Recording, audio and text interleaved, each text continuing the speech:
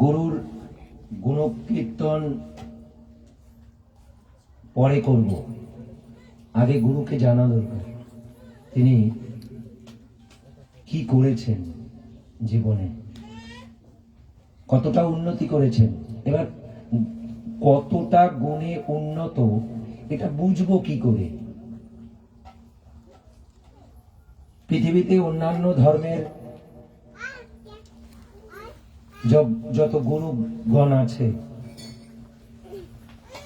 সেখানে কিন্তু সেই গুরুর গুণকীর্তন শিষ্যরা করে বলে ওইটুকুনই আছে, কিন্তু আমাদের এখানে কিন্তু গুরুর শিষ্যরা কি বলল এটা বড় কথা না, শিষ্যরা এখানে কি বলল সেটা বড় কথা না, তিনি কতটা গুণান্বিত হয়েছেন তার সমস্ত লেখা পড়লে বোঝা যাবে। একমাত্র সাধক যিনি স্বহস্তে তার নিজের সাধনা লিখে গেছে, এটা কোন ধর্ম প্রচারক বা কোন গুরু এটা করেননি। হ্যাঁ, কতটা গুণান্বিত না তো তাই পারেন না। যদি পারত, কেননা একটি সাধনা আছে, যে সাধনায় উন্নতি লাভ করলে, যে সাধনায় উন্নতি লাভ করলে, যে সাধনায় পরমোন্নতি লাভ করলে এই জীবনের জন্মগ্রহণের সার্থকতা সম্পাদন হয়। সবাই জন্মগ্রহণ করে, জন্মগ্রহণ করবার পর এই বন্ধ করো, ওটা বন্ধ করে দাও। জেনে রাখো, এখানে উৎসবে আসি আমি, আমার মোবাইল আমার কাছে থাকে না অনেক সময়, এবং কখনো এখানে ফোন আসলে আমি ছুঁড়ে ফেলে দেবো একদম। আমার ফোন কোন সময় আসলে আমি ফোন ছুঁড়ে ফেলে দেব।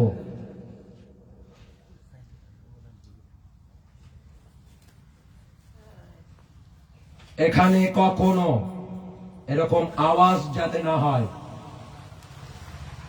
সত্যধর্মের আদেশ মিলিটারি ডিপার্টমেন্টের আদেশের ন্যায় এখানে যেই কড়াকড়ির বিষয় আছে সেটা যেন ঠিক ঠিক। এখানে আত্ম উন্নতি করবার জন্য এসছি, এখানে আনন্দ ফুর্তি, আত্ম উন্নতির যে পরম আনন্দ সেটা জন্য এসছি। এখানে আত্মতৃপ্তির জন্য এসছি। আত্মতৃপ্তির জন্য যে পরিশ্রমের প্রয়োজন, সেই পরিশ্রমটা কিন্তু আমরা এখানে করার চেষ্টা করি। কেননা 3 ঘন্টা করে উপাসনার পরেও ক্ষণিক সময় শাস্ত্রপাঠ হয়। এখানে কিন্তু খাবার এবং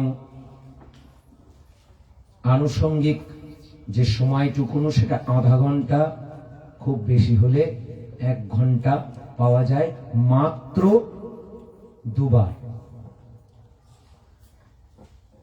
আর বিশেষ পাওয়া যায় না। 3 ঘন্টা করে 4 বার উপাসনা হয়। 3 বার গুরু পূজা হয়। সকালবেলা গুরু পুজো, 1 থেকে 1.5 ঘন্টার গুরু পুজো এটা হয়, যেটা কোন ধর্মের ভেতরে এত পরিশ্রমের কার্য হয় না।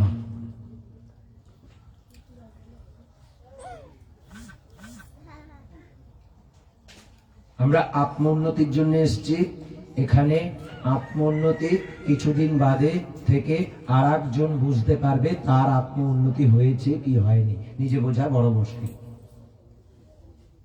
হ্যাঁ, নিজে একটা জিনিস বোঝা যায়, আমি কালকে এটা পারতাম না, আজকে এটা পারছি।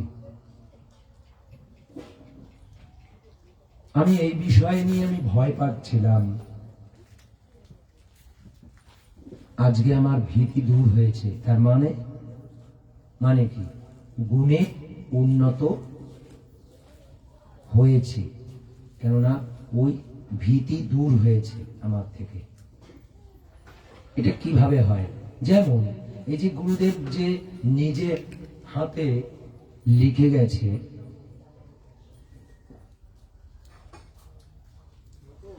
লিপিবদ্ধ করে রেখে গেছে, সেটা আমাদের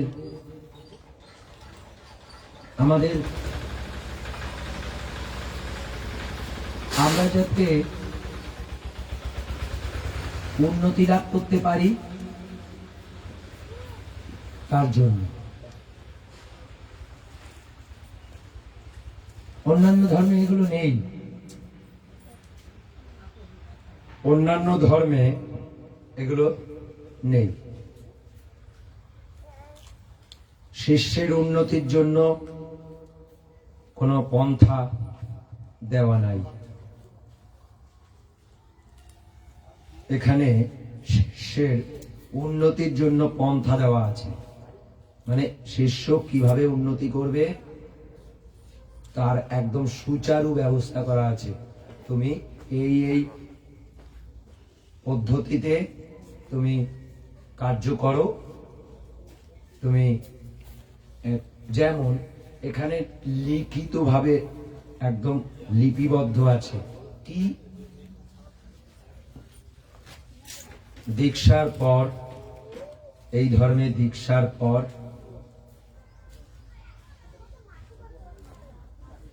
15 দিনে দেবদেবীর দর্শন সম্ভব। 15 দিনে দেবদেবীর দর্শন সম্ভব, কিন্তু বাজারের যাত্রাপাটির দেবতা এখানে দেখানো হয় না। মানে কল্পনা মানেই মিথ্যা, মিথ্যা মানেই পাপ, সেই পাপকর জিনিস দেখানো এখানে হয় না।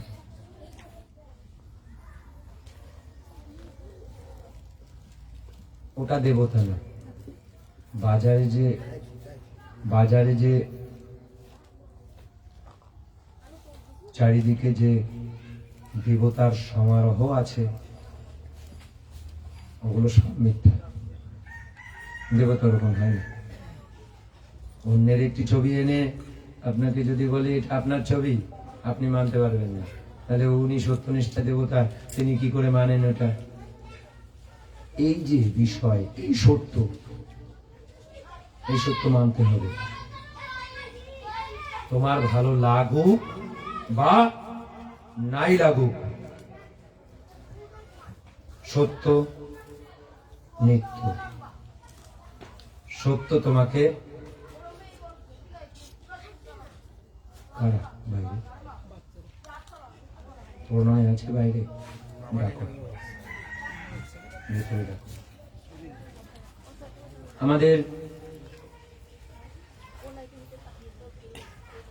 আমাদের মনে রাখতে হবে আমরা কি করতে এসেছি।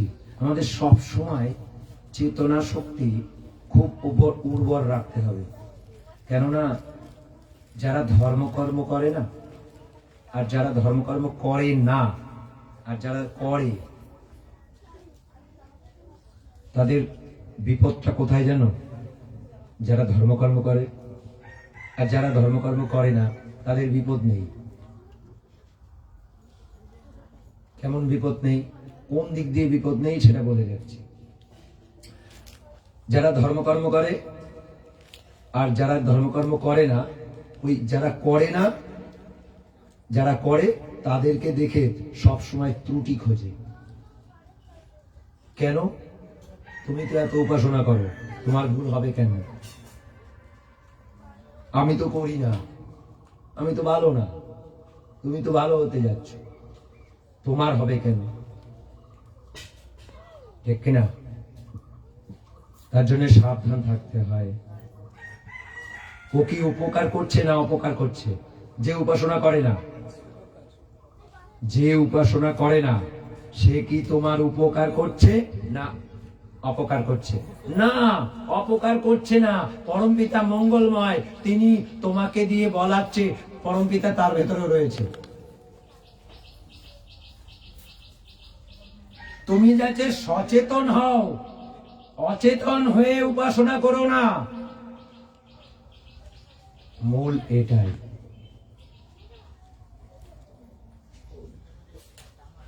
অনেক সময় দেখবে, সবাই দেখবে, আমি লাইভে রয়েছি, আমি এখানে ধর্মের প্রচারের কার্য করছি, মাঝে মাঝে কোন ধর্মযাজক এভাবে লাইভের কথা হচ্ছে তার ভেতরে বকা দিতে দেখেছো? হয়? এখানে হয়। এখানে ভণ্ডামিগিরি হয় না, তাই হয় ওটা।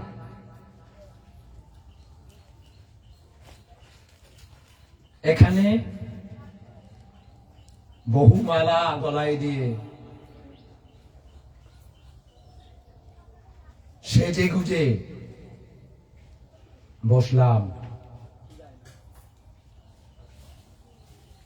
গুণ দেখতে যাও, বোঝা যাবে।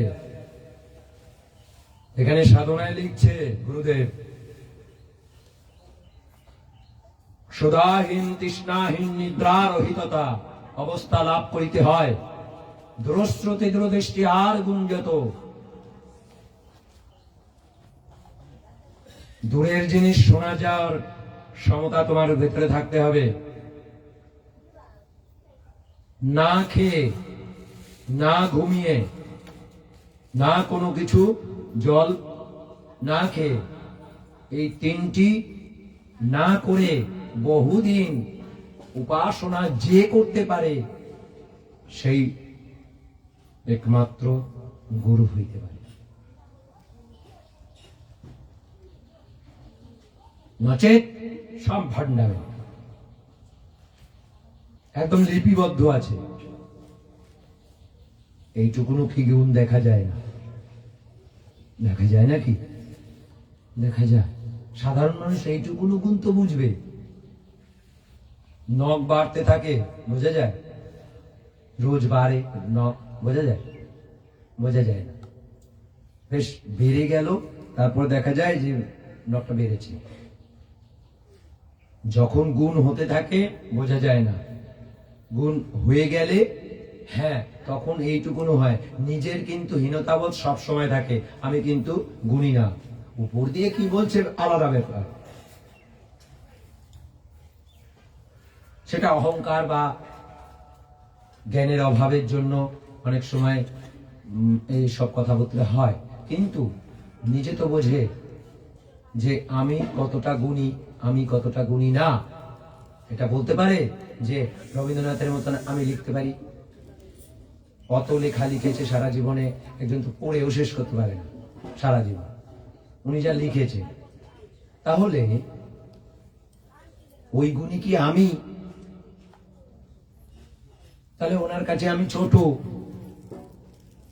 আসলে কি অনেকে ভাবে ওই পাহাড়টা আমি,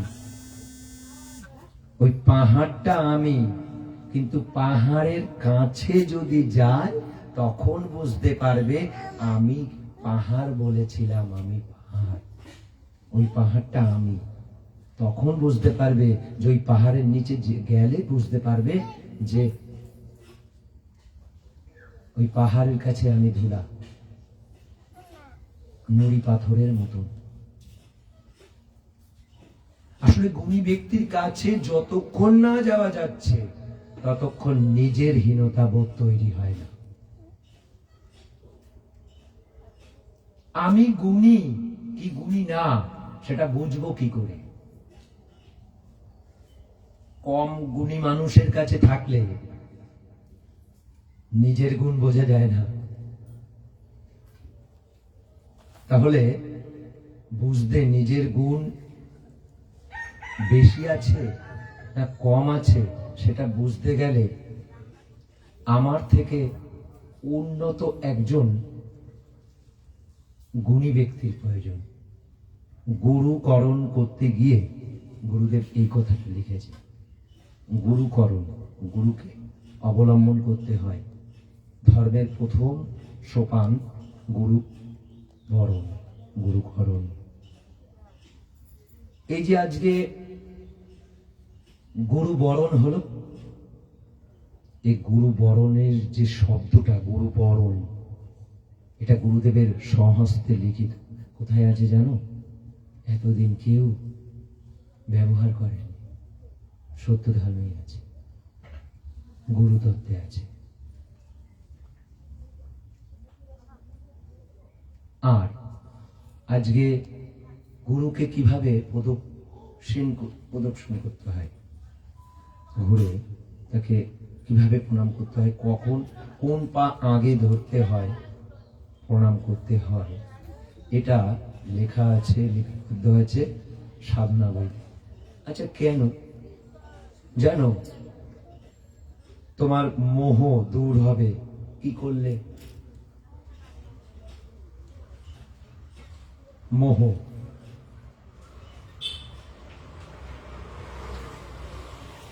তিনবার যদি গুরু পুজো করতে পারো, প্রতিদিন তিনবার যদি গুরু পুজো করতে পারো, তাহলে মোহ দূর হবে।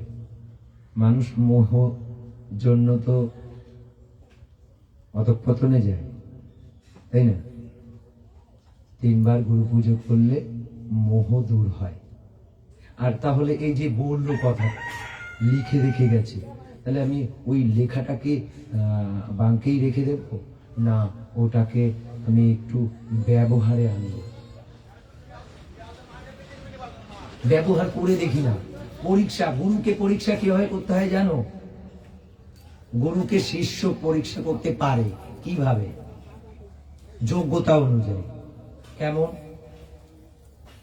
যে অঙ্কটা কেউ পারে না, যে অঙ্কটা কেউ পারে না সেটা গুরুকে দিয়ে করাতে হয় যে গুরু এটা পারে। তাহলে এবার আমরা কি করতে এসছি? গুরুকে যখন আমি পরীক্ষা, গুরু বললো যখন এই যে মোহ দূর হয়, লিখে গেছে না, মোহ দূর হয় তিনবার গুরু পুজো করলে। তুমি করে দেখো মোহ দূর হয় কিনা। এটাই তো গুরুর পরীক্ষা, তাই না? পরীক্ষা করবার জন্য, গুরুকে পরীক্ষা করবার জন্য তারও তো একটা কৌশল আছে। কৌশল তো তিনি দিয়ে গেছেন, লিপিবদ্ধ করে রেখেছেন।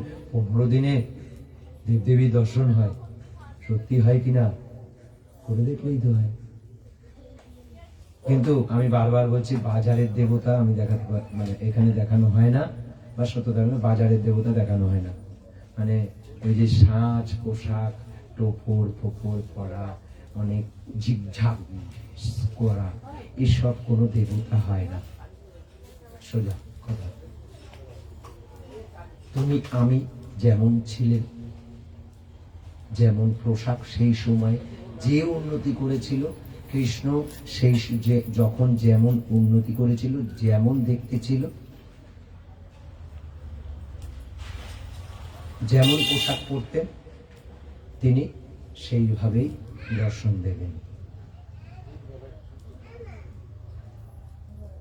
ঠিক আছে? এখন তাকে তো চিনবে না, উনি দেবতা না দেবতা। কিভাবে হয়? যারা সত্যধর্মে দীক্ষা লাভ করে, দীক্ষার পর তাদের নিয়ম বলে দেওয়া হয়, কার্য বলে দেওয়া হয়। কার্যগুলো যখন করতে থাকে, ওই করতে থাকার ভেতরে 15 দিনের মধ্যে, 15 থেকে 1 মাসের মধ্যে তার দেব দর্শন হয়। কখনো কখনো মানে দর্শন কিন্তু অনেক রকম হয়। দর্শন, শ্রবণ দর্শন হয়, দেখা যায় না কিন্তু শোনা যায়। তোমাকে ঘুম থেকে ডেকে দিল, উপাসনায় বসো, লাফ দিয়ে উঠে পড়ে চারিদিকে দেখতে হবে কেউ তো নেই, কোথা থেকে আমি শুনলাম। এটা হবে, এটাও দর্শন। আবার দেখা যায় বিশেষ করে স্বপ্নে হয়, মানে আর স্বপ্ন দেখার সাথে সে স্বপ্ন নিয়ে লেখা আছে স্বপ্ন কখন সত্য হয় আর পেট গরমের স্বপ্ন কখন হয়, এগুলো সমস্ত কিছু আছে। সেইগুলো একটু পড়তে হবে যে স্বপ্ন দেখার পর দিনের বেলা স্বপ্ন এবং রাত্রে বেলা স্বপ্ন, যদি স্বপ্ন দেখবার পর সঙ্গে সঙ্গে ঘুম ভেঙে যায় তাহলে ওটা বুঝতে হবে ওটা কিছুদিনের ভিতরেও ঘটবে। তাহলে এই যে বিষয়গুলো এত সুন্দরভাবে লিখে গেছে, সেটা কি পরীক্ষা করার ইচ্ছা হয় না? জানো, আমি পরীক্ষা করেছি এগুলো।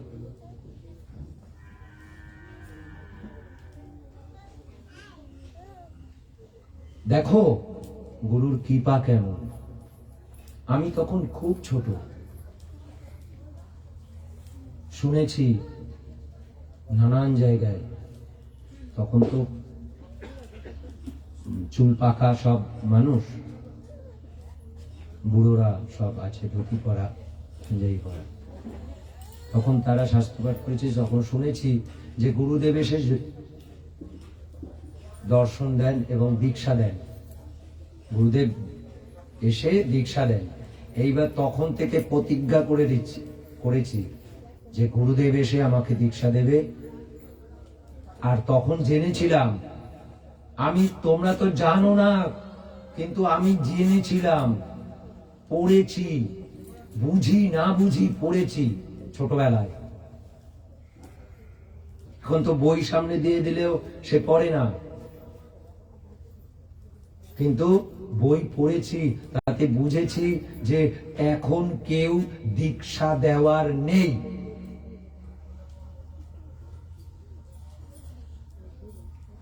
আবার বলছে গুরুদেব এসে দীক্ষা দেয়, স্বপ্নেও দেয়, ধ্যানেও দেয়। তাহলে আমার জিদ হলো,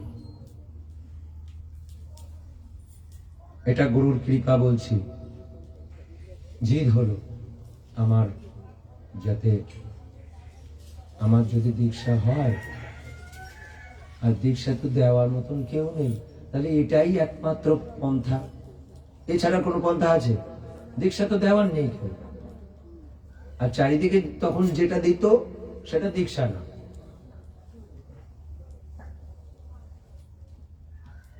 মহাত্মা নিবারণ বহু আগে চলে গেছে।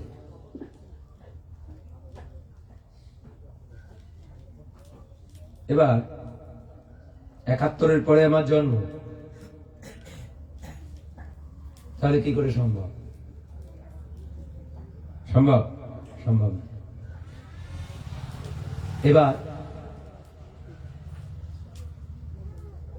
এই করতে করতে করতে করতে জীবন চলছে, উপাসনা করি আর ঘুমে পড়ে যাই, উপাসনা করি আর ঘুমে পড়ে যাই, মানে স্কুলে গেলে, স্কুলে গেলেই ঘুম পাই, রাত্রে উপাসনা করেছি কেউ না দেখে, জানে না, বাড়ির কেউ জানে না আমি উপাসনা করছি। এগুলো হয়েছে, এগুলো করতে করতে করতে, কেননা আমি এইটুকুনো বুঝেছি এমনি এমনি এসে গুরুদেব দীক্ষা দেয় না, তার জন্য কিছু একটা করতে হয়, তার মানে উপাসনা করা না। এবার চলছে উপাসনা করতে করতে ৮৮ সাল,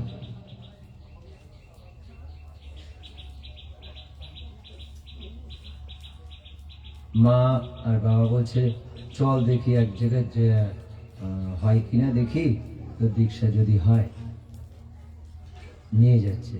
আমার তো প্রতিজ্ঞাবদ্ধ রয়েছি, আমি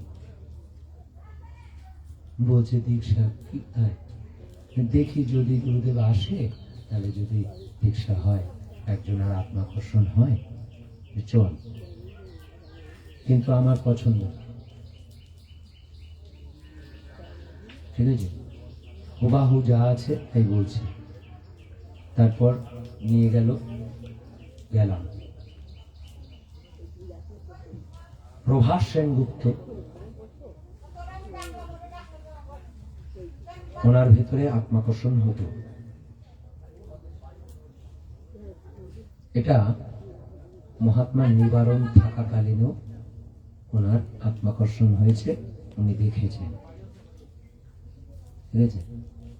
এবার বসেছে সবাই উপাসনায়, আমরাও বসেছি উপাসনায় বসতো। হঠাৎ দেখি গুরুদেব বসা, সেই প্রথম দর্শন আমার গুরুদেবের দর্শন।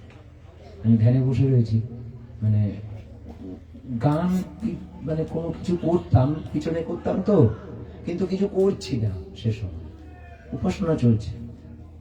এটা উপাসনার ভেতরে হচ্ছে। উপাসনায় দেখি গুরুদেবের দর্শন হলো। গুরুদেব গাছের নিচে বসে রয়েছে, একটা বট গাছের নিচে গুরুদেব বসে রয়েছে। কিছুক্ষণ বাদে দেখি আমি একদম সামনে।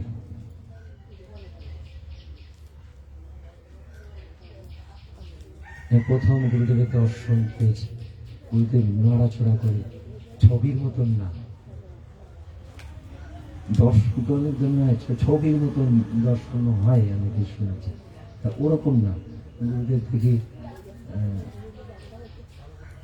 ডাকলেন, মানে কাছে ইশারা, কথা বলছেন না, কথা শুনেছি। তারপর এইবার উনি দীক্ষার যে প্রক্রিয়া, এখানে সেগুলো বলা যায় না বলে বলতে পারবো না, সেই প্রক্রিয়াগুলো উনি করলেন। করে আমাকে বুকে টেনে নিল, টেনে নিয়ে আমাকে বীজ প্রদান করছে। প্রথম বীজ প্রদান করেছে। প্রদান করার পর পিছন থেকে একজন দেখেছে। আমার খুব কষ্ট হয়েছে, কারণ গুরুদেব দীক্ষা দিচ্ছে আমাকে। এর ভেতরে শব্দ একটা বলেছে, এবং এই হচ্ছে গুরুর শ্রবণ আমি শুনছি, মানে গুরুর কথা আমি শুনছি, তিনি মুখে বলছে আমাকে, আমি সেটা আবার কানে শুনছি। এইভাবে চললো। তারপরে হঠাৎ করে পিছন থেকে একজন ডেকেছে, আমার ধ্যান ভগ্ন হলো। এবার হচ্ছে গুরুদেব এসছে।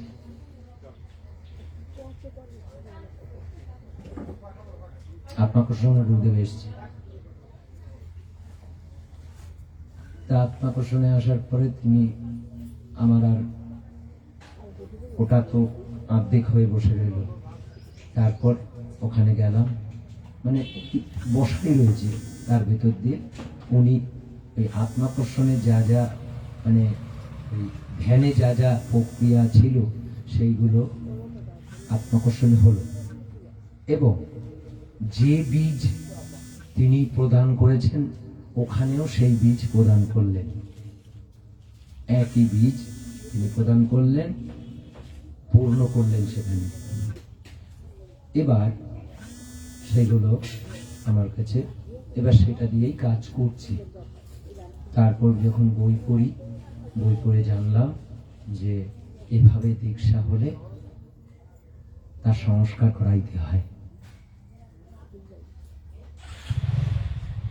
মানে স্বপ্নলব্ধ এই যে সব বা ধ্যান এবং আত্মাকর্ষণ, এগুলো সবই হচ্ছে স্থূলদেহধারী একজন, তার প্রয়োজন হয় স্বীকৃতির জন্য।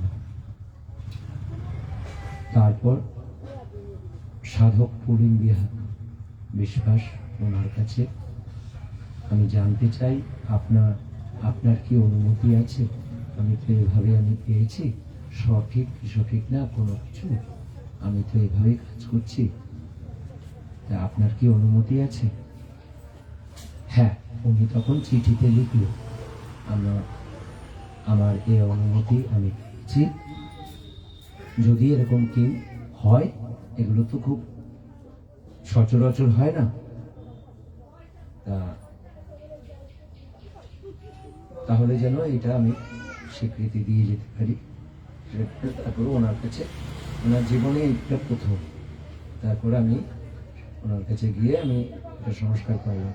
আমার কিছু সংস্কারের বলতে, সংস্কার অনেকে সাধারণ মানুষ সংস্কার বোঝে ভুল থাকলে ঠিক করা, ভুল থাকলে ওটাকে ঠিক করা, বা কোনো কিছু আগে পরে থাকগুলো। আমার ওখানে কোনো কিছু মানে কোনো কিছু পরিবর্তন হয় না। তা তখন বুঝতাম না যে সংস্কারটা কি। এখন বুঝি, আমার সংস্কার এখন আমাকে করতে হয়, আমি বুঝি যে সংস্কারটা ব্যাপারটা কি। সে সংস্কারের ব্যাপার হচ্ছে যুক্ত করে দেওয়া,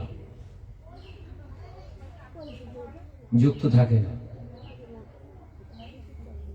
ভুল ভুল ত্রুটি অনেক সময় থাকে, বীজে ভুল ত্রুটি থাকতে পারে, বা বীজ নাও হতে পারে, দীক্ষা আদর না।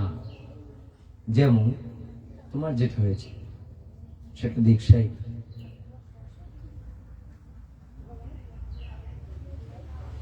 দীক্ষা না প্রমাণ পেয়ে গেলে তখন দীক্ষা হবে। তোমারটা যে দীক্ষা না, তুমি প্রমাণ পেয়ে যাবে।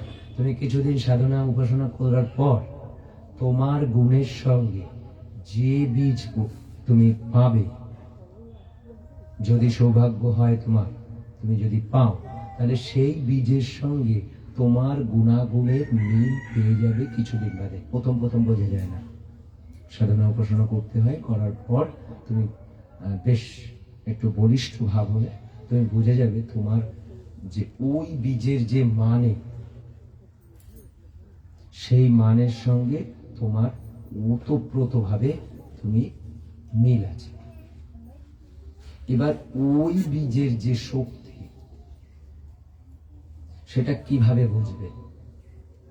নিয়মিত উপাসনা সাধনা করলে তুমি ওই বীজের শক্তি কিছুদিন বাদে, সময় লাগে।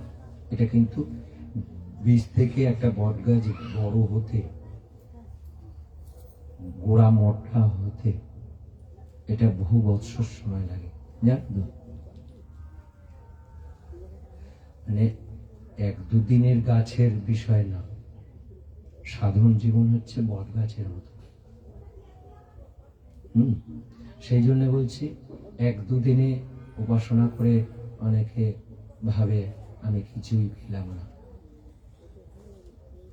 বোঝা বড় মুশকিল।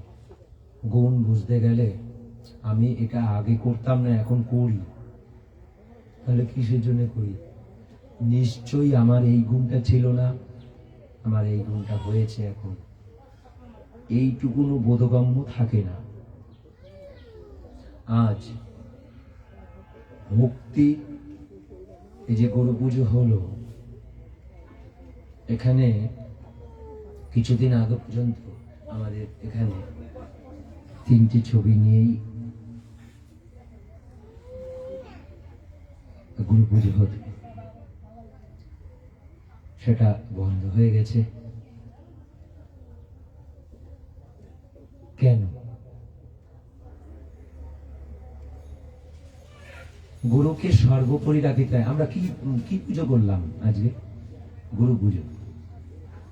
আর কার পুজো গুরুদেব করতে বলেছে? গুরু পুজো ভিন্ন, আর কোন পুজো করা যায়? করা যায় না। আসলে তুমি চারিদিকে যারা একটু নেট ফেট ঘাটে দেখতে পাবে যে ছবি ভরতে ভরতে গুরুদেবের ছবি দেখা যাচ্ছে না, জানো? দেখেছো? দেখেছো? হ্যাঁ, তুমি দেখেছো। তাহলে গুরুদেবের ছবি খুঁজে পেয়েছে, জানো? জানো? তুমি দেখেছো? তুমি দেখেছো? দেখেছো না?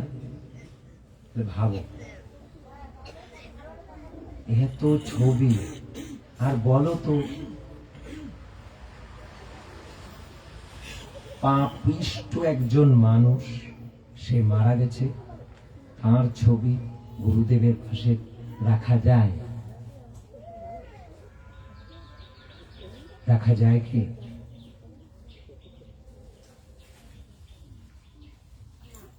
রাখা যায় না, তাহলে ভক্তির ব্যাঘাত হয়।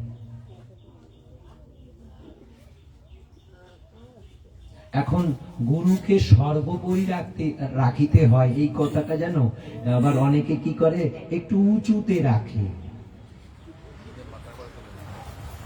মানে কত বড় মূর্খ পণ্ডিত, সে আর বলার মতন না। এতদিন কিন্তু এগুলো চলেছে,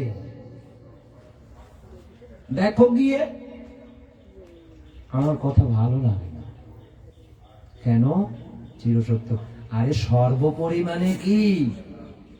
উঁচু জায়গা না। এখন তিনটে ছবি, একটা ছবি একটু উঁচু করে রাখলাম, গুরুদেবের ছবিটা একটু উঁচু করে রাখলাম, এটা কি সর্বোপরি? এই তো অবস্থা।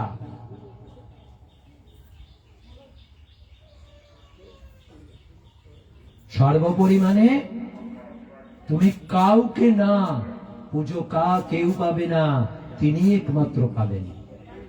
কেননা তিনি তোমাকে পরম পিতার কাছে পৌঁছে দেবে, আর কেউ নেই তোমার। তুমি উপাসনা করো ঠিক ঠিক ভাবে, তুমি দেখতে পাবে তোমার পাশে অনেক জন, চোখ খুলে দেখবে কেউ নেই, কিন্তু তুমি দেখছো, যেই উপাসনায় চোখ বন্ধ করছো, তুমি দেখছো যে ভরে গেছে অনেকজন। আবার এরকম হয়, তোমার পাশেই একজন রয়েছে, সে কিন্তু দেখছে দুজন, আবার আরেকজন দেখছে বেশ 10 জনের মতো। 10 জনকে কেউকেই চিনি না, কিন্তু একজনকে চিনি। সেখানে হয়তো যে সম্মুখে আছে সে হয়তো রয়েছে, কিন্তু আর সব চেনা নেই। তাহলে তারা কারা? গুরুদেব একবার নৌকায় যাচ্ছে, তখন কয়েকজন শিষ্য রয়েছে, তখন জিজ্ঞাসা করছে গুরুদেব যে, গুরুদেব তখনও তারা উন্নত হয়নি তেমন কিছু। তখন বলছে যে একটু পারলৌকিক মহাত্মাদের একটু দেখতে চাই। যারা দেখতে চাই বলেছিল তারা কিন্তু একত্র পেয়েছে, ভেবে বুঝো না। যারা দেখতে চেয়েছিল, খোঁজ নাও নৌকায় বসে, যারা দেখতে চেয়েছিল তার ভেতরে মহাত্মা নিবারণ একজন। তখন বলছে, আচ্ছা চোখ বন্ধ করো। কিছুক্ষণ বাদে একজন দেখছে, তুমি কি দেখছো? তখন বলছে যে, দেখলাম একজন বালাপোষ গায়ে দেওয়া। মনে করছে? পড়েছো? পড়ে দেখবে। বালাপোষ গায়ে দেওয়া একজনকে দেখলাম। বলে, ও আচ্ছা, তুমি একজনকে দেখলে? আর তুমি কয়জনকে দেখেছো? বলে, আমি মানে কয়জন বললো, একটু বেশি বলেছিল। তখন এখানে কতজন এসছে, এখন কতজন যদি এসেও থাকে, তুমি কম দেখছো, ও বেশি দেখছে, এরকম জিনিসগুলো হবে কেন? তাই না? কিন্তু হয় গুণের তারতম্য। তোমার যোগ্যতা একজনকে দেখাবে, আর তার যোগ্যতা 3 জনকে দেখাবে। যে যেমন যোগ্যতা অর্জন করবে, তার সে তেমনই দেখবে। এই জন্য এই জায়গাগুলো বুঝতে হবে, এগুলো সব অন্তরের বিষয়। এখানে এসে তাও তো সৌভাগ্য, এখনো সৌভাগ্য। জেনে রাখো, গুরু পুজো জানো? প্রধান গুরু পুজো কি? প্রধান গুরু পুজো জানো? বলতে পারবে? বলে দিচ্ছি, সূক্ষ্ম গুরু পুজোই হচ্ছে সর্বপ্রধান, স্থূল উপাচার বিনা। বুঝেছো? এখনো স্থূল উপাচার দিচ্ছি। কোন সময় থেকে স্থূল উপাচার ব্যবহার করা যায় না জানো কি? আচ্ছা, সমদর্শন সাধনা হচ্ছে সাধক সাধিকার প্রথম সিঁড়ি, আর সেখানেই প্রথম সূক্ষ্ম গুরু পুজো শুরু করে দিতে হয়। তাহলে ওই সিঁড়িটা 6 মাসের জন্য ব্যবহার করবে, তারপরে সিঁড়ির নিচে নামবে না উপর দিকে উঠবে? উপর দিকে। বাহ, ভালো কথা বলেছে, যা উপর দিকে। তাহলে উপর দিকে যদি হয়, সূক্ষ্ম যদি গুরু পুজো শুরুটা, সাধনার প্রথম সিঁড়ি যদি সূক্ষ্ম হয়, পরে কি আবার স্থূল হয়ে যাবে? সেটা হবে কি?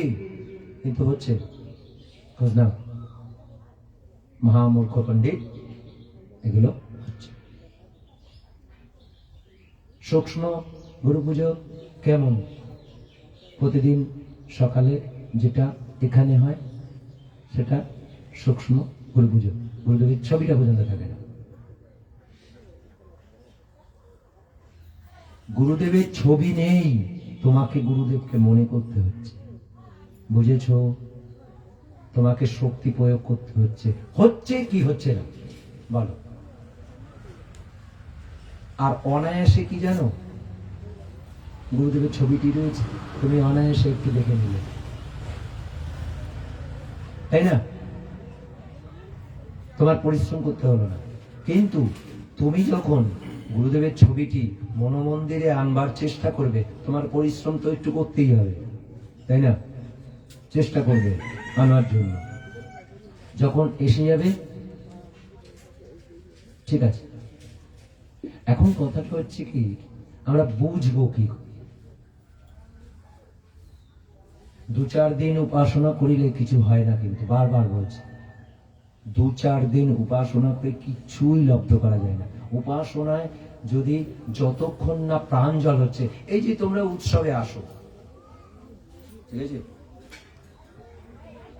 এই উৎসবে আসার পর প্রতিটি উপাসনা যখন একটি পরের থেকে তারপরে আরেকটি উপাসনা, তারপরে থেকে আরেকটি উপাসনা, এটা যখন তুমি দেখছো, ছোটবেলা থেকে আমি এভাবে উপাসনা আমি পাইনি। তোমরা অনেক সৌভাগ্য তোমাদের, তোমরা এরকম সুযোগ লাভ করেছ, একসঙ্গে এত উপাসনা করার সুযোগ লাভ করেছ। এই সুযোগ কিন্তু আমি পাইনি। আমি ছুটে গেছি, শুনেছি পালপাড়ায় উৎসব হবে, কার বাড়ি জানি না, উনি পুলিশে চাকরি করে। এবার পালপাড়ায় পুলিশের সংখ্যা বেশি, ভাই নাম জানি না, মানে কেমন পাগল, উপাসনায় ছুটে গেছি। যেখানে শুনেছি সারা রাত উপাসনা করে, সেখানে তাদের কাছে চলে গেছি, আমার কোনো ভেদাভেদ নেই। হ্যাঁ, খণ্ড হয়েছে, খণ্ড হয়ে তারা ওরকম করছে, আমি ছুটে চলে গেছি, সারা রাত উপাসনা করে, ঠিক আছে আমি যাবো, এভাবে করেছি। যেখানে হয়েছে ছুটে চলে গেছি, তারপর অনেক খুঁজে খুঁজে বের করেছি। দেখি একটা বাড়িতে মানে এপারে খুঁজেছি, পালপাড়ার এপারে ঘুরেছি, অনেক পুলিশ আছে বাড়ি, বলে নাম যদি না বলতে পারেন, কোথায় ডিউটি করে সেটাও বলতে পারি না। এইগুলো তারপরে এপারে খোঁজার পরে 2-4টে বাড়ি খোঁজার পরে আবার এপারে এসছি। এপারে এসে কাউকে জিজ্ঞাসা করতে খুব বিরক্তি লাগছে, খুঁজে বেড়েছি।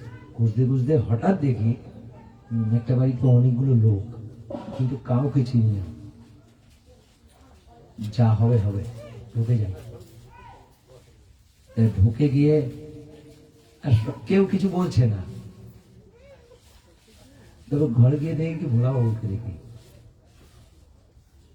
মানে ভোলানাথ সেনগুপ্ত গুরুদেবের নাতি, ওনাকে দেখি, এসে দিয়েছি। আমি জানি না, নাম ফাম জানি না, আমার অনেক খুঁজতে হয়েছে। যাই হোক, পাগল হতে হয়, গুরু কৃপা করে।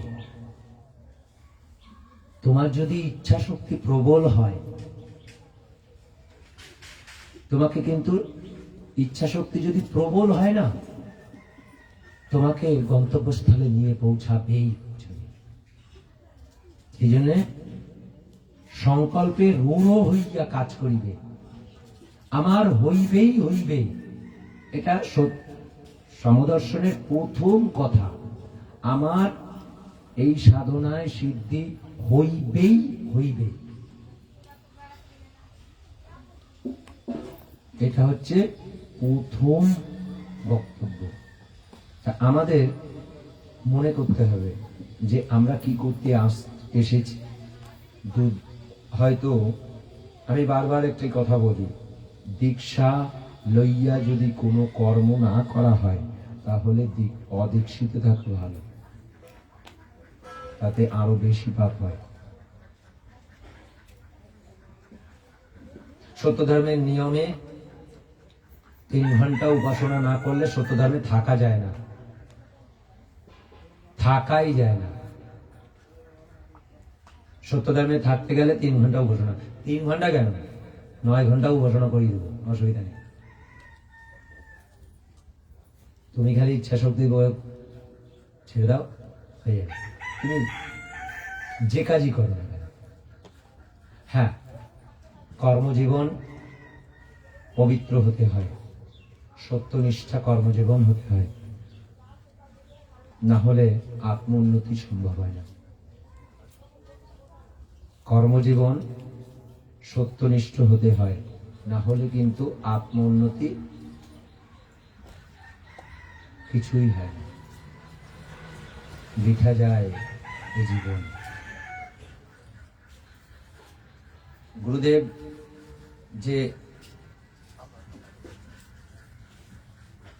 গুরুদেব আমাদের যে রত্নগুলো দিয়ে গেছে, সেই রত্নগুলো যদি আমরা নিজেদের ব্যবহারে যদি না আনতে পারি, এত কষ্ট করে তিনি লিপিবদ্ধ করে রেখে গেছে, সেগুলো যদি আমরা ব্যবহারে না আনতে পারি তাহলে গুরুর মহিমা কিচ্ছু বুঝতে পারবো না, এবং গুরুকে চিরদিন অসম্মানী হয়ে থাকতে হবে সমাজের কাছে। কেননা গুরুর পরিচিতি শিষ্যের উপরে নির্ভর করে। শিষ্য যদি উন্নতি না করতে পারে তাহলে গুরুর কোনো মূল্য থাকে না। কি ঠিক কিনা? শিষ্য যদি উন্নতি লাভ করে তাহলেই গুরুর সম্মান রক্ষিত হয়, রক্ষা থাকে, তাই না? তাহলে আমাদের উচিত গুরুর সম্মান রক্ষা করে রাখা। গুরু যা যা যেভাবে বলেছে সেভাবে যদি আমি শুনতে পারি তাহলে কষ্ট তো করতেই হয়। সারাদিন সারা মাস পরিশ্রম করবার পর 2 পয়সা পাওয়া যায় মাস গেলে, তাই না? সেই পয়সাটা দিয়ে বাজার করে এনে রান্না করে খেতে হয়, তাহলে এতগুলো কষ্ট করতে হয়। তো তাহলে এতগুলো কষ্ট যদি পার্থিব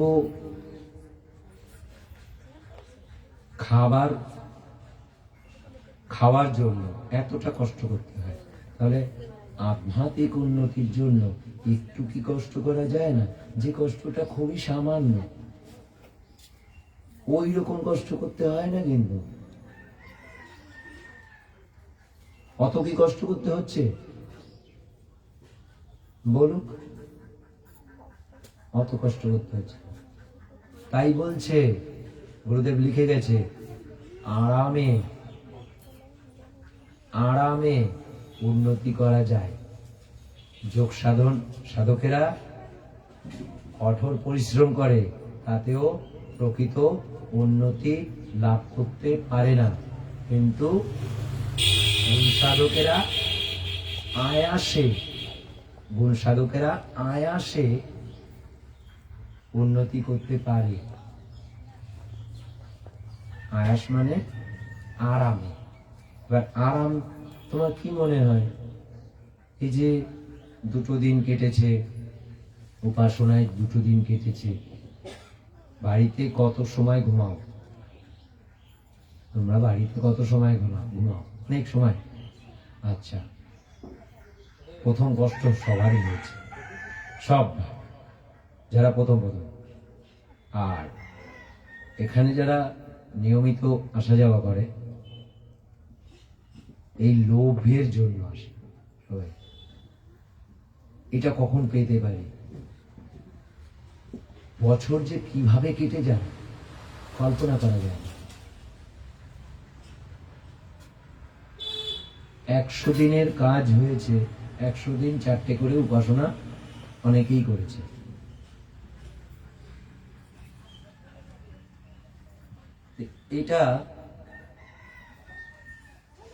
এটা যদি গুণ অর্জন না হতো, এইরকম কেউ তার কাছে ফালতু মনে হবে, অন্যের কাছে ফালতু মনে হবে যে এইভাবে সময় নষ্ট করা দরকার, তাই না?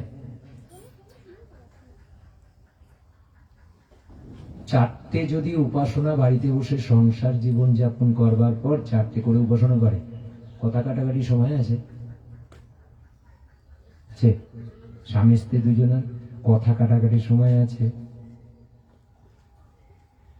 সময় কিচ্ছু পাওয়া যায় না। এই যে 100টা দিন যে এক নাগারে যে কাজ হয়েছে, প্রতিটা বাড়িতে মানে যা একটু একটু মনোমালিন্য যা যেটুকুনো হয়, ওই 100 দিনের ভিতরে তেমন কিছু হয়নি, কারণ সময় পায়নি। সবার একটা তারা রয়েছে, আমাকে উপাসনায় বসতে হবে। আর আমার কাছ থেকে শিখছে রান্না কখন করব,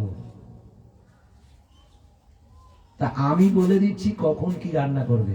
তারা তো বহু বছর ধরে রান্না করে আসছে, এবার আমি শেখাচ্ছি রান্না কখন করবে, কিভাবে রান্না করবে, রান্না করে সেটা কিভাবে কখন খাবে, কোন সময় রান্নাটা করলে তোমার সময় নষ্ট হবে না, ওর ভিতর দিয়ে মানে সময়টা খুব কম। তো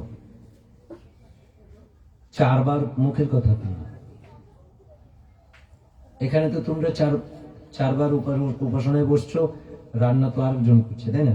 কিন্তু সংসারে কিন্তু রান্না তোমাকেও করতে হচ্ছে, তোমাকেও বাবা উপাসনায় বসতে হচ্ছে, ওটা কিন্তু আরো বেশি কঠিন। উৎসবে সোজা হচ্ছে, তা ওখানে কিন্তু কঠিন, কিন্তু কঠিনটা সোজা হয়ে গেছে। এখন কেউ বলতে পারে না আমার মানে সবার মুখটা একদম ড্রাগন প্লাস্টারের মতন আটকে দিয়েছি। কেউ বলতে পারে না, অজুহাত দিতে পারে না যে সময় হয়নি, উপাসনায় বসতে পারিনি। আছে এটা আর অজুহাত। যারা যারা ওই 100 দিনের কাজ করেছে না, কেউ সাহস নেই যে বলতে পারে যে আমি আজকে 6 ঘন্টা উপাসনা, মানে অজুহাত এরকম দেওয়ার মতন জায়গা নেই। হ্যাঁ, ওই 6 ঘন্টার ভিতরে হয়তো দেখা গেল 2 ঘন্টা ঘুমিয়েছে, হ্যাঁ মানে ঝিমটি কেটেছে, এগুলো হয়। তা কেননা এগুলো কিন্তু হয়েছে, হয়নি এরকম না। সচেতন করেছি তাদেরকে প্রতি মুহূর্তে, এগুলো থাকবে, তার ভিতর দিয়ে কাজ করতে হবে। আমরা এসছি আত্মোন্নতির জন্য, আত্মোন্নতির কথাই বলবো এখানে। গুরুর সম্মান কিসের, গুরুকে ভক্তি কিভাবে করা যায়, গুরুর কৃপা আমরা পেতে পারি, প্রতি মুহূর্তে গুরুর কৃপা পেতে পারি। সেটা কিন্তু একমাত্র একটাই পন্থা, গুরুর যে লিখনী আছে সেই লেখনী অনুরূপ কার্য করতে হবে। আর আমাদের মনে রাখতে হবে আমরা কি করছি, তার কথা ঠিক ঠিক পালন করছি কি করছি না, সেটা যদি আমরা নিজেদের চেতনা শক্তি বৃদ্ধি করতে পারি, তাহলে আমাদের কিন্তু এটা সোজা হয়ে যাবে বিষয়টা। দেখো, শরীরের সবার কষ্ট আছে, ঠিক আছে? না ঘুমালে কষ্ট হয়, হয় না? কষ্ট হয় তো না ঘুমালে, প্রচন্ড কষ্ট হয়। কষ্ট কি আমার হয় না? অবশ্যই হয়। হ্যাঁ, এখন অভ্যাসে পরিণত হয়েছে, বিষয়টা আলাদা। প্রথম কি কষ্ট হয়নি? সবার কষ্ট হয়েছে। অভ্যাস, প্রথম যে অভ্যাসটা করতে হয় তখন প্রচন্ড কষ্ট হয়। যখন সেটা অভ্যাসে পরিণত হয়ে যায়, নিত্য নৈমিত্তিক ব্যাপার হয়ে যায়, তখন আর সেটা কষ্ট আর থাকে না। এখন যদি কাউকে বলি তুমি 3 ঘন্টা উপাসনা করো, তাদের অবস্থা খুব খারাপ হয়ে যাবে, যে উপাসনা পারে না। আর যে প্রতিদিন 6 ঘন্টা 9 ঘন্টা উপাসনা করেছে, এখন তাকে যদি বলি তুমি 3 ঘন্টা উপাসনা, হ্যাঁ ওটা হয়ে যায়, ওটা কোনো বিষয় না। তার কাছে কিন্তু ওটা অনায়াসে হয়ে যায়। 3 ঘন্টা ওটা কোনো ব্যাপার না ওটা। আবার যদি আমি একটুখানি সুযোগ দিয়ে দিই, বলি যে তুমি যদি একটু ভাগাভাগি করে করো, ব্যাস, তাহলে তো সোনায় সোহাগা।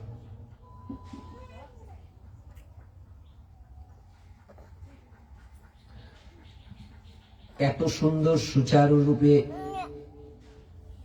ব্যবস্থা করে দিয়ে গেছে গুরুদেব, যে আত্ম উন্নতির অন্যান্য কোনো ধর্মের কিন্তু আত্ম উন্নতির পদ্ধতি দেওয়া নেই।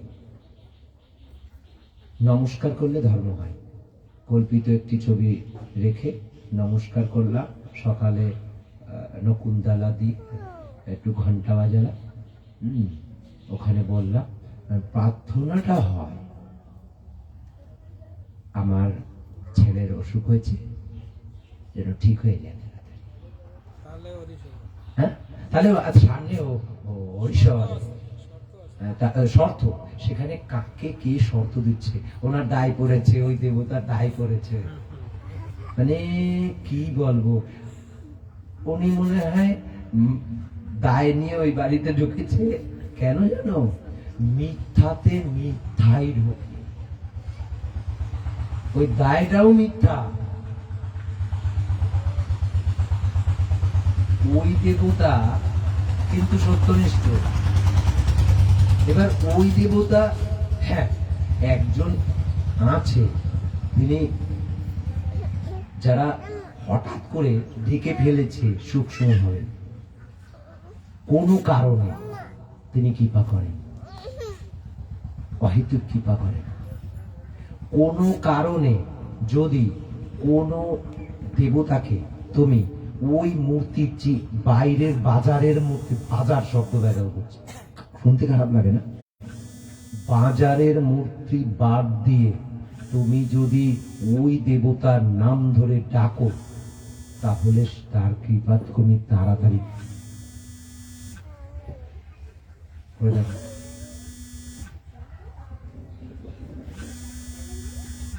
এই যে অনেক সময় অনেক উপকার পায় না, ওই মুহূর্তটা খোঁজো। সে জানে না আমার কোনো একটি মুহূর্তে সেই মূর্তি কল্পনা বিনা নাম ধরে প্রার্থনা করে ফেলেছে, তার জন্য কার্যসিদ্ধি হয়েছে। তখন ভাবছে ওই কল্পিত মূর্তিটার জন্যই হয়েছে, তার মানে ওইটা সঠিক। বুঝে গেল? মানে কিভাবে যে কি হয়, কি কারণে যে হলো, সেটা কিন্তু খুঁজছে না। সত্য যতক্ষণ না হচ্ছে কখনোই সিদ্ধি হয় না। তুমি শুধু শুধু বলো তো, তুমি শুধু শুধু তুমি 100-তে 100 নাম্বার পাবে? সম্ভব? তুমি কিছু করলেন, আর কি করে তাহলে আমাকে এই যুক্তি দিয়ে বোঝা কেউ যে ওইটাতে, ওই কল্পিত মূর্তিতে আমি ভজনা করেছি, আমি সিদ্ধি লাভ করেছি, মানে আমি পেয়েছি সিদ্ধি বলতে ওই ফলটা পেয়েছি। সে হয়তো ফল পেয়েছে, কিন্তু কি কারণে ফলটা পেল, আমি আজকে তোমাদের যুক্তি দিয়ে বুঝিয়ে দিলাম যে ফলটা কি করে পায় না কেন, পাচ্ছে তো, কিন্তু প্রতি মুহূর্তে পায় না, কেন পাচ্ছে না? কিন্তু এখানে প্রতি মুহূর্তে কৃপা পায়, এখানেই আলাদা। এখানে কি এরকম হয় সত্যধর্মে একবার কৃপা পেয়েছে আর কেউ কৃপা পেল না, হয়েছে? কিন্তু ওদের ক্ষেত্রে তাই, ওদের ক্ষেত্রে ওরকম দেখা গেল যে এই জন্য এরকম বাইরের মানুষ কিছু আছে, তারা প্রতিটা মুহূর্তে ফোন করে বলে যে আমার এই অসুখ হয়েছে, বিসুখ হয়েছে। ঠিক আমি পুরো পথটা বোঝা গেল যে এদের কাজটা কি। ওই যে কল্পিত মূর্তি ছবি রেখে দিয়েছে, ঠিক এই যে অসুখ বিসুখ গুলো হয় আর সেইগুলো সেখানে ঢালে যাতে ঠিক হয়, কিন্তু তার কোনো ফর্মুলা পাচ্ছে না সেখান থেকে। ঠিকটা হবে কি করে? কি করলে আমার এইরকম দিনের পর দিন আমি অশান্তিময় জীবন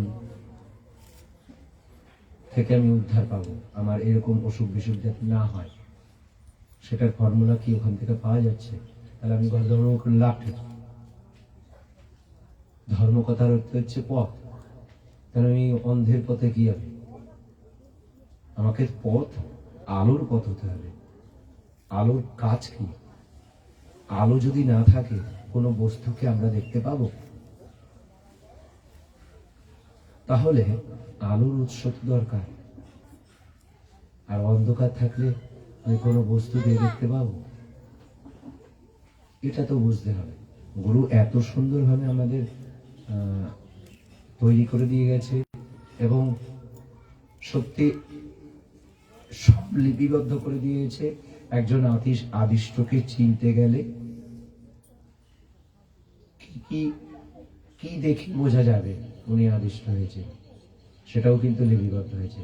কিন্তু সেই লেখা পড়ে যদি ও বুঝতে চায়, সেই লেখাটাও তো বুঝতে হবে, সেটাও তো উদ্ধার করতে হবে, তাই না? তাহলে আমাদের একটু বোঝা দরকার। আমি যদি অনেকেই জিজ্ঞাসা করা হয় যে তুমি গুরুদেব যে এত গুণে উন্নত, তুমি কতটা বিশ্বাস করো তিনি এত উন্নত? কতটা? কে কতটা এখানে বিশ্বাস করে? এত গুণে গুণান্বিত তুমি যতক্ষণ না তার সম্বন্ধে পড়াশোনা করছো, তুমি কখনোই জানতে পারবে না তিনি কত গুণী। তার তুমি জানো, একটা বই, মাত্র একটা বই, তোমার কাছে কোনো বই নেই, একটা যদি বই থাকে, সেই বইটা যদি গবেষণা করো তাহলেই তুমি বুঝে যাবে তিনি কত গুণী। সেটা হচ্ছে সঙ্গীত বই।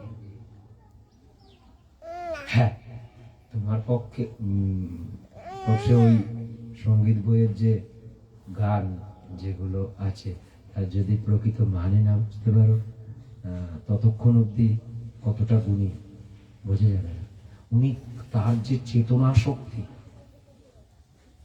ওনার যে চেতনা শক্তি, সেই চেতনা শক্তিতে কিভাবে তুমি দর্শন করছে। কালকে কৃপাময় স্তব প্রায় 18 থেকে 19 বছর আগে লিখেছি কৃপাময় স্তব। তাহলে কৃপাময় স্তবটা খালি একটা কৃপা গুণ। আমার যখন আমি লেখা শুরু করি তখন ভেবেছিলাম যে এটা আরো বড় করতে পারি, যা আছে তার ডবল। তাহলে ডবল হলে কি হবে? আমার আবার ইচ্ছা ছিল, গুরুদেব 4টে লাইনে একটা স্তবক তৈরি করেছে, সেইটা 100টা করেছে স্তবকে। আমার খুব ইচ্ছা ছিল। তারপরে দেখলাম কেউ যদি পড়তে যায় তার তো অতিষ্ঠ হয়ে যাবে, পড়বে না, খুব কম পড়া হবে। তারপর ওটাকে কম করে দিলাম। সেখানে কি বলা হচ্ছে? আমি কানে শুনতে পাই, আমি স্পর্শ অনুভব করি, তার কৃপা। কিভাবে স্পর্শতে আমি অনুভব করি, কিভাবে শুনতে পাই? তিনি প্রতিটা স্বর, এই যে স্বর যে তৈরি হয়েছে না, শব্দ, এই শব্দের মূল কি? শব্দের মূল হচ্ছে প্রণব ধ্বনি। প্রণব ধ্বনি ছাড়া কোনো শব্দ ধ্বনিত হয় না। তাহলে সেই প্রণব ধ্বনি তুমি যদি প্রকৃত, এটা বীজ, বৈদিক শব্দ, তাহলে তুমি যদি বৈদিক শব্দে তোমার জ্ঞান থাকে, তাহলে কিন্তু নিখিল বিশ্বের পশু পাখি যাই আছে তাদের ভাষা বোধ, হ্যাঁ, এইটা কেমন বোঝা যায় আমি বলে দিচ্ছি। কোন একজন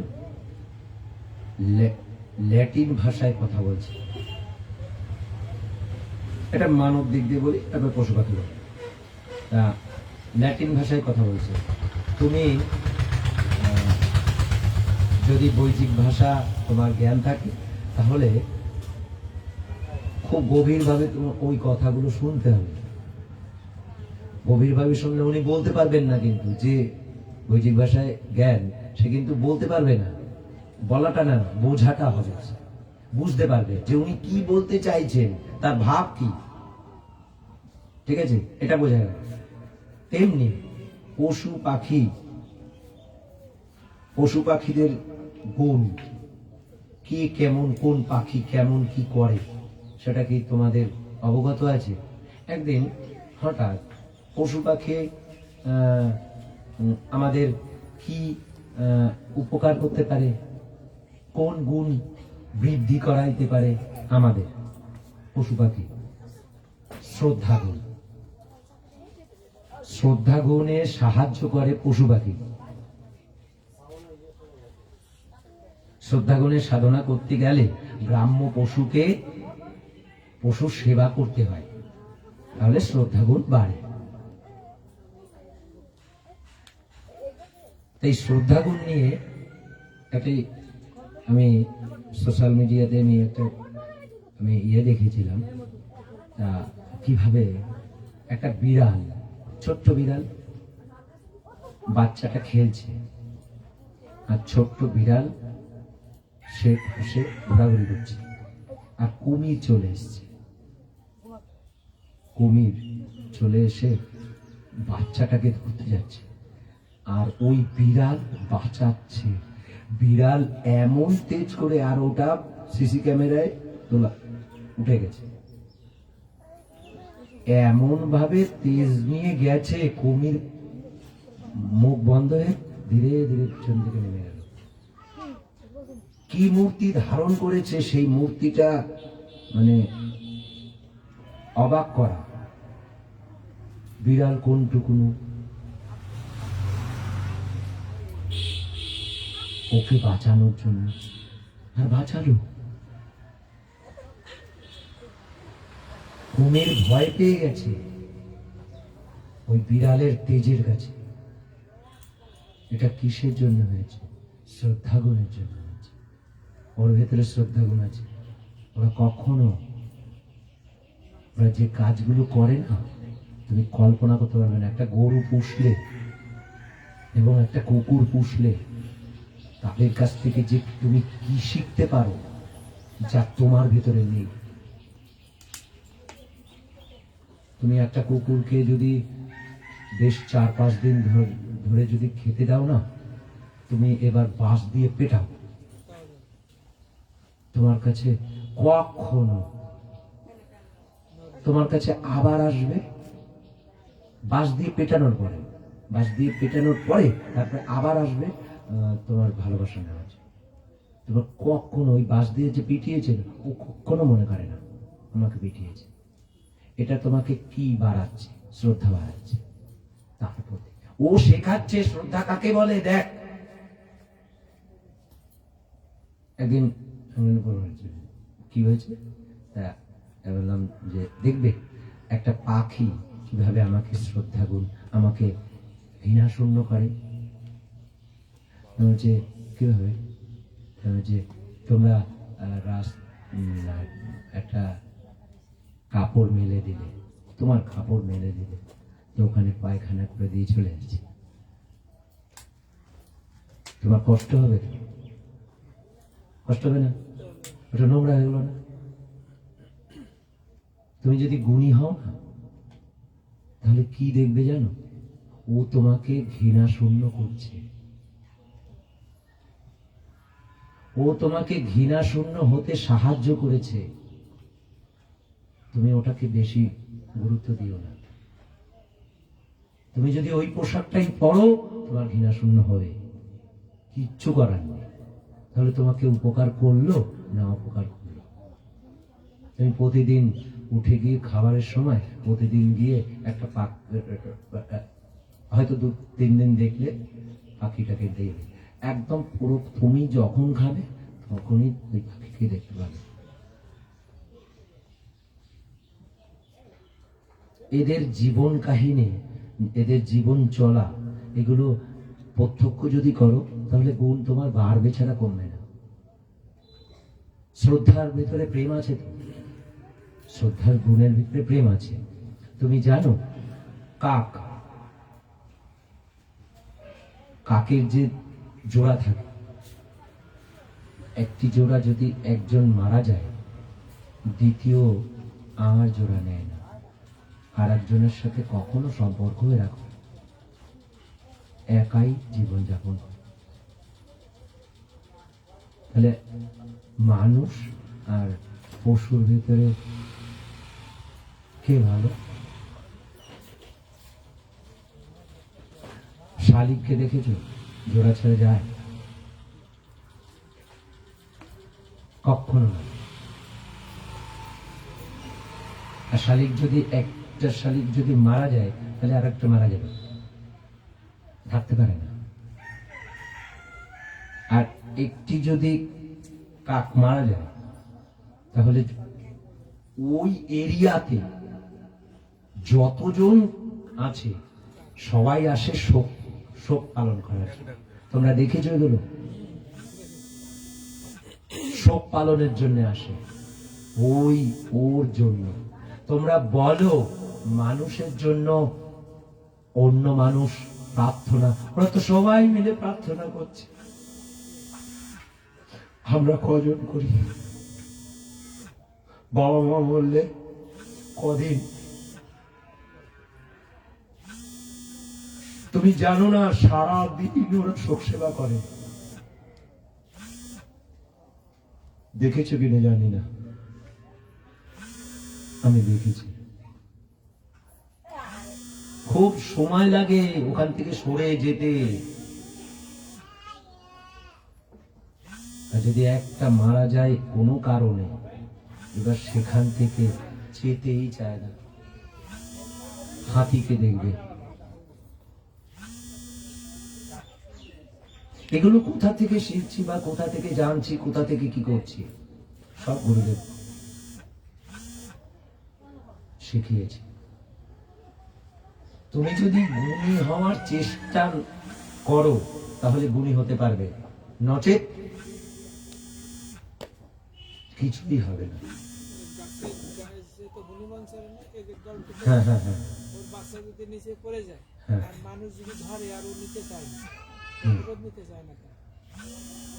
আসলে কে নিতে চায় না? না নেবে, পরে নেবে। এরা মানুষকে ওর যে নিয়ম না, যেমন হনুমানদের ব্যাপারটা সম্পূর্ণ স্বতন্ত্র জীবন। ওদের একজন থাকে, 40-50 জন তার স্ত্রী থাকে। এবার 40-50 জনকে সুখী রাখে একটি পুরুষ, এটা ওদের ভেতরে। যদি কোনো কারণে সন্তান ওই যে বললো না, সন্তান পড়ে গেলে মানুষের কোলে কোলে, ওদের ভেতরে কতগুলো কাজ করে, সবার একটা নিজস্ব চেতনা শক্তি আছে পশু পাখি। হ্যাঁ, কেননা ও জানে এটা আমার অপর হয়ে গেছে, কেননা মানুষকে ওরা ঘৃণা করে। আবার যেখানে খাদ্য খাবার পাওয়া যায় সেখানে ওদের চলন বেশি হয়, মন্দির ফন্দির এইসব জায়গায় ওদেরকে দেখা যায়, কিন্তু ভক্ত বিষয় নেই। ওগুলো খাবারের জন্য সমস্যা, এটা এই সত্যটাকে মানতে হবে। কিন্তু ওদের যে নিয়ম, সেই নিয়মটাকে আমাদের শেখাতে দরকার, তাহলে শ্রদ্ধাগুণ বাড়বে। আসলে শেখাবে কে? গুরু যদি না থাকে, আমি একটা গ্রাম্য পশু থেকে যে শ্রদ্ধাগুণটা শিখবো, সেটা কিভাবে শিখবো? এর জন্য তো গুরু দরকার, তাই না?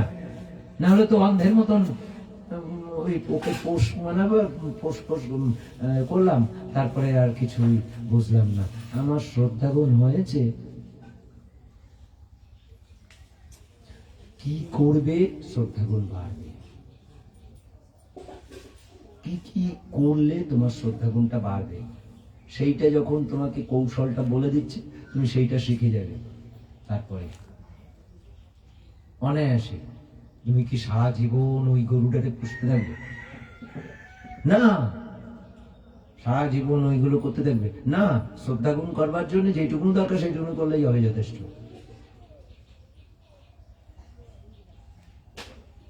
বোঝা গেল?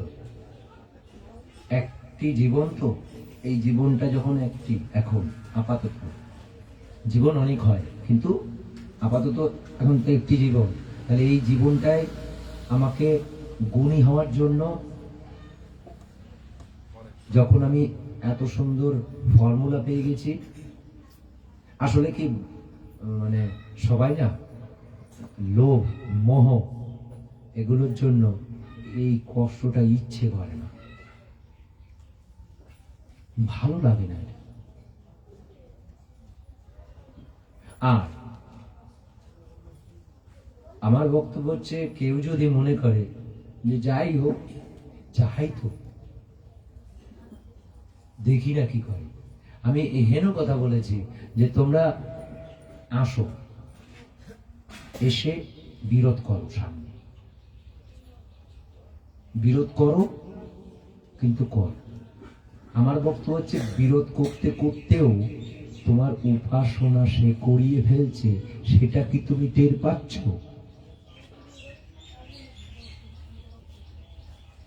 টের পাচ্ছে না। পরে যখন এই যে চেতনা দিলাম, এখন তোমার অনিচ্ছা হোক ইচ্ছা হোক, তার জন্য তোমার উপাসনা হচ্ছে। তুমি এই উপাসনাটাকে আগে করতে পারতে?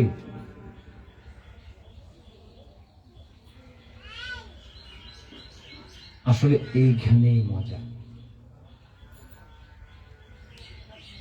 আমি তাকে ভালোবাসি বা নাই বাসি, তিনি আমাকে ভালোবাসেন। পরমপিতাকে আমি ডাকি বা নাই ডাকি, তিনি আমাকে কখনো নিঃশ্বাস প্রশ্বাস বন্ধ করেন না, তিনি আমাকে তাপ দিতে বন্ধ করেন না, জল দিতে বন্ধ করেন না, এই যে পবন দিতে বন্ধ করেন না। তিনি সব নিয়ম সুচারুরূপ তিনি পালন করছে। তুমি খারাপ হও বা ভালোই হও, তার কাছে কিন্তু সমান। এই জন্য গুরুদেব একটি কথা বলে, আমি সবাইকে সমান ভালোবাসি, আমি সবাইকে সমান ভালোবাসি। গুরুদেবের কথা, আমার প্রিয় যে বেশি উপাসনা করে। কেমন না কথাটা? কেমন? এই একটু আগে বলল আমি সবাইকে সমান ভালোবাসি। আচ্ছা, এটা প্রথম শুনলে মনে হবে দ্বিচারিতার মতো, আপাতত দৃষ্টিতে দ্বিচারিতা মনে হবে না? কি মনে হয়? আমি যারা জেনেছি তাদের কথা আলাদা। আসলে কি তিনি সমান ভালোবাসেন, শিষ্যের উপরে নির্ভর করছে গুরুর প্রিয় কতটা হচ্ছে, সেই হচ্ছে প্রিয়। আমার প্রিয়, তার মানে শিষ্যের প্রিয় গুরু হয়ে উঠছে। তাহলে যে বেশি উপাসনা করে সে আত্মোন্নতি হচ্ছে তার, এবার সে তত কাছে যাচ্ছে, গুরুর কাছে হয়ে যাচ্ছে, তাই না? তাহলে কাছে হয়ে গেলেই সে প্রিয় হয়ে যাচ্ছে। এইটুকু সামান্য যে বিষয়গুলো থাকে এগুলো বুঝে ফেলতে পারলেই হয়, তাহলে আত্মোন্নতিটা খুব সোজা হয়ে যায়, কষ্ট হয় না। কিন্তু কেউ যদি মনে করে যে এগুলো কি কষ্টদায়ক, এর থেকে বেশ ভালোই তো ছিলাম, তা ভালো থাকো, ভালো থাকার পরে পরে কিন্তু বলবে না যে আমার এই অসুবিধাটা হয়েছে। গুরুদেব বলেছে মুখ্য ঠিক রাখতে পারলে গৌণ সুচারুরূপে চলে। তাহলে গৌণ যদি সুচারুরূপে চলে, তাহলে গৌণকে মুখ্য করলে কোনোদিন কে, দেখো তো, এই মানবকে ডাকো না, প্রসাদকে ডাকো, ওই মেশিন সারাতে। হ্যাঁ হ্যাঁ, এই মেশিন সারাতে এসছে।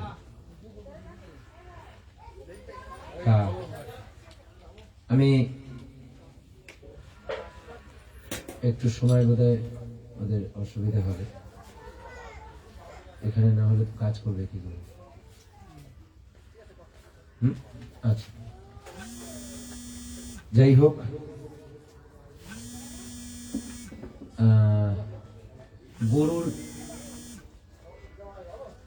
গুরুর গুণাগুণ যদি একটু লাগবে ফোনটা, কন্টিনিউ ফোন করে যাচ্ছে। আচ্ছা ফিনিশ করে দিন।